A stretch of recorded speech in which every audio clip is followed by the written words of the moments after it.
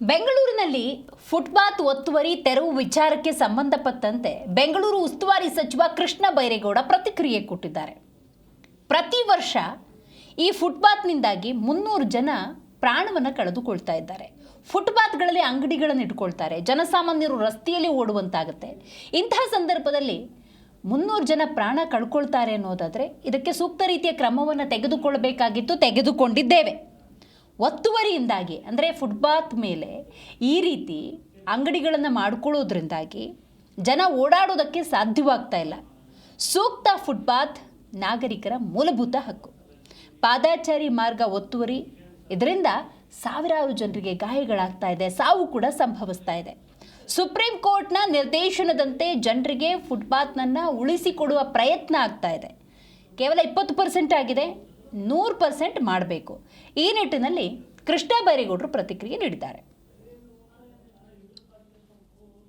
ಬೆಂಗಳೂರಿನ ಜನಗಳ ಬಹಳ ವರ್ಷಗಳ ಒತ್ತಾಯ, ಮತ್ತೊಂದು ಕಡೆ ಸುಪ್ರೀಂ ಕೋರ್ಟ್ನ ಆದೇಶ, ಇವೆರಡರ ಹಿನ್ನೆಲೆಯಲ್ಲಿ ಬೆಂಗಳೂರಿನ ಕೆಲವು ರಸ್ತೆಗಳಲ್ಲಿ ಪಾದಾಚಾರಿ ಮಾರ್ಗ ಫುಟ್ಪಾತ್ಗಳಲ್ಲಿ ಒತ್ತುವರಿಗಳನ್ನು ತೆರವು ಮಾಡತಕ್ಕಂಥ ಕಾರ್ಯಾಚರಣೆ ಆರಂಭ ಆಗಿದೆ.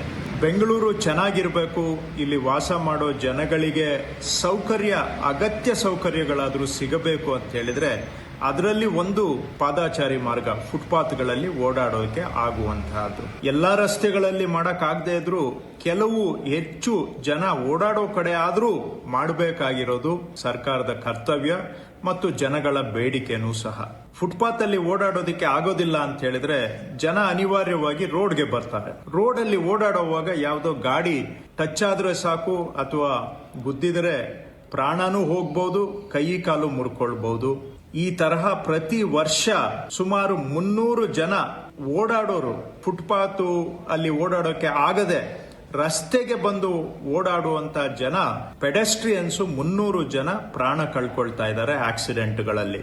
ಸಾವಿರಾರು ಜನ ಕೈ ಕಾಲು ಕಳ್ಕೊಳ್ತಾ ಇದ್ದಾರೆ. ಇನ್ನ ಕೆಲವರು ಜೀವನ ಪರ್ಯಂತ ಹಾಸಿಗೆ ಹಿಡಿಯುವಂತ ಆಕ್ಸಿಡೆಂಟ್ಗಳನ್ನು ಅನುಭವಿಸ್ತಾ ಇದ್ದಾರೆ. ಕೆಲವರು ತಲೆಗೆ ಪೆಟ್ಟಾದ್ರೆ ಅವರು ಕೋಮಾ ಪರಿಸ್ಥಿತಿಗೆ ಹೋಗಿ ಕೆಲವರೆಲ್ಲ ಜೀವನ ಎಲ್ಲ ಕೋಮಾ ಪರಿಸ್ಥಿತಿಯಲ್ಲಿ ಕಳೆಯುವಂತದ್ದಾಗಿದೆ. ಹೀಗೆ ಸಾವಿರಾರು ಜನ ಕಷ್ಟ ಅನುಭವಿಸ್ತಾ ಇದ್ದಾರೆ, ಪ್ರಾಣನೂ ಕಳ್ಕೊಳ್ತಾ ಇದ್ದಾರೆ ಕೆಲವರು.